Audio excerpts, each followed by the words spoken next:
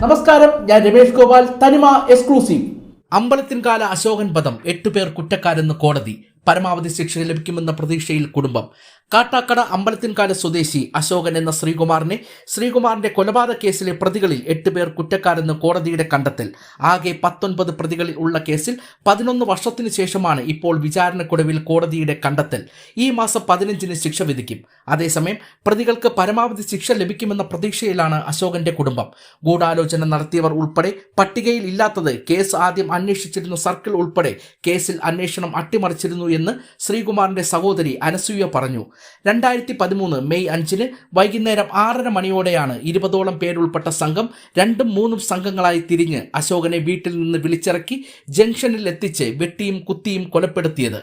തലക്കോണം സ്വദേശി ശംഭു, കുച്ചപ്പുറം സ്വദേശികളായ അമ്പിളി എന്ന ചന്ദ്രമോഹൻ, ഉണ്ണി, കുളവിയോട് സ്വദേശി കൊച്ചു, അനിൽ എന്നിവരുൾപ്പെട്ട സംഘമാണ് കൊല നടത്തിയത്.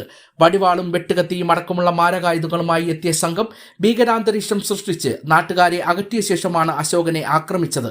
അശോകനും ശംഭുവും തമ്മിലുള്ള പ്രശ്നങ്ങൾ ഒത്തുതീർപ്പ ചർച്ച നടത്തി പരിഹരിക്കണമെന്നും അതിനായി കുളവിയോട് സ്വദേശി കൊച്ചു എന്ന സുരേഷുമായി സംസാരിക്കണമെന്നും പറഞ്ഞു. ശംഭുവിന്റെ ബ്ലേഡ് മാഫിയ സംഘത്തിൽ ഉൾപ്പെട്ട കൊച്ചു ആലങ്കോട് ജംഗ്ഷനിൽ എത്തുമെന്നും അറിയിച്ചു. തുടർന്നാണ് കാട്ടാക്കട സ്വദേശി മാലി രാജേഷ്, അമ്പലത്തിൻകാല സ്വദേശി വെള്ളി മധു എന്നിവർക്കൊപ്പം അശോകൻ ആലങ്കോട്ട് വന്നു. ഇവർ കൊച്ചുവുമായി സംസാരിക്കുന്നതിനിടയിൽ ഇവരെ അവിടേക്ക് പറഞ്ഞയച്ച സജീവ് കാവിൻപുറത്ത് കാത്തുനിന്നിരുന്ന ശംഭുവും അമ്പിളിയും ശ്രീജത്തും ഉൾപ്പെട്ട സംഘത്തിന് വിവരം നൽകി. ഉടൻ ഈ സംഘം ഹെൽമറ്റുകളും മുഖംമൂടികളും ധരിച്ച് 4 ബൈക്കുകളായി ആലങ്കോട്ട് എത്തി അശോകനെ വെട്ടിവീഴ്ത്തുകയായിരുന്നു. RSS മണ്ഡലം കാര്യവാഹക് ആയിരുന്ന രാജഗോപാൽ, മുഖ്യശിക്ഷക് ശംഭു എന്നിവരുടെ ബ്ലേഡ് മാഫിയ ഇടപാടുകളെ തുടർന്നുള്ള വിഷയമാണ് സംഭവത്തിൽ കലാശിച്ചത്. ഇവർ ബ്ലേഡ് പലിശയ്ക്ക് കൊടുത്തിരുന്ന ഒരാളെ വാഹനം തടഞ്ഞു നിർത്തി പലിശ നൽകാത്തതിന് വാഹനം പിടിച്ചെടുക്കുകയും മർദ്ദിക്കുകയും ചെയ്തത് കണ്ട് അശോകൻ ഇത് ചോദ്യം ചെയ്തിരുന്നു. ഇതിനെ തുടർന്നുള്ള വൈരാഗ്യം മനസ്സിൽ സൂക്ഷിക്കുകയും അശോകനെ വകവെടുത്താൻ തീരുമാനിക്കുകയും ചെയ്തു. ഇതിനായി ഗൂഢാലോചന നടത്തി അശോകനെ ജോലിയുടെ കാര്യം സംസാരിക്കാൻ എന്ന് പറഞ്ഞ് ഒരു സുഹൃത്തിനെ കൊണ്ട് വീട്ടിൽ നിന്ന് വിളിച്ചിറക്കി ജംഗ്ഷനിൽ എത്തിച്ച് കാലിൽ വെട്ടി വീഴ്ത്തിയ ശേഷം തലങ്ങും വിലങ്ങും ആക്രമിച്ച് റോഡിൽ ഉപേക്ഷിച്ചു മടങ്ങി. രക്തം വാർന്നു കിടന്ന അശോകനെ നാട്ടുകാരിൽ ചിലരും ബന്ധുക്കളുമായി ആശുപത്രിയിൽ എത്തിച്ചുവെങ്കിലും ജീവൻ രക്ഷിക്കാനായില്ല. 2013 5-ാം തീയതി 5-ാം മാസം മെയ് 5-ാം മാസം എൻ്റെ സഹോദരൻ, ഇളയ സഹോദരൻ, 6ാമത്തെ സഹോദരൻ അശോകനെ RSS സംഘങ്ങൾ ഒത്തുചേർന്ന് വെട്ടി കൊലപ്പെടുത്തിയ സംഭവത്തിൽ 2013 തൊട്ട് 2025 ജനുവരി 9-10 തീയതി വരെ ഞങ്ങൾ ഈ കേസുമായി മുമ്പോട്ട് പോയി. എന്ത് കാരണത്താലാണ് എൻ്റെ സഹോദരനെ കൊന്നത് എന്ന് ഞങ്ങൾക്ക് അറിയാത്തത് കൊണ്ട് കോടതിയിൽ നിന്ന് വിധി വരുന്നത് വരെ ഞങ്ങൾ കാത്തിരുന്നു.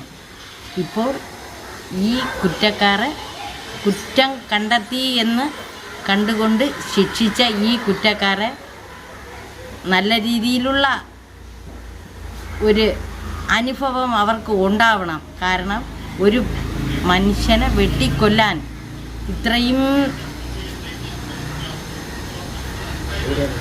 ക്രൂരമായി കൊല്ലാൻ ഇവർക്ക് ആര് ധൈര്യം കൊടുത്തു എന്നതാണ് നമ്മുടെ മനസ്സിൽ ഉദിച്ചു വന്ന കാര്യം.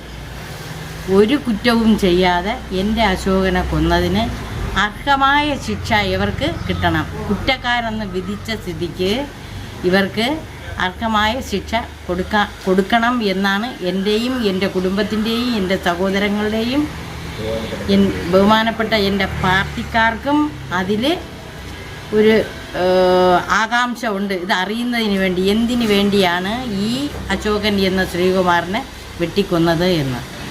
വിധി വന്നു, പക്ഷേ കുറ്റക്കാരെന്നാണ് വന്നിരിക്കുന്നത്. അപ്പം ഈ കുറ്റം ചെയ്ത ആൾക്കാർക്ക് നല്ല ശിക്ഷ കൊടുക്കണം എന്നാണ് ഞങ്ങളുടെ അഭിപ്രായം. RSSകാർ ബ്ലേഡ് മാഫിയ സംഘത്തിൻ്റെ അവരുടെ രീതി അനുസരിച്ച് ഒരു പാവപ്പെട്ട പയ്യന് 10,000 രൂപ കടം കൊടുത്തതിൻ്റെ ചോദ്യവുമായി ബന്ധപ്പെട്ട് 10,000 രൂപ കടം വാങ്ങി 10,000 കൊടുത്ത് 5,500 രൂപ പലിശയും കൊടുത്തു.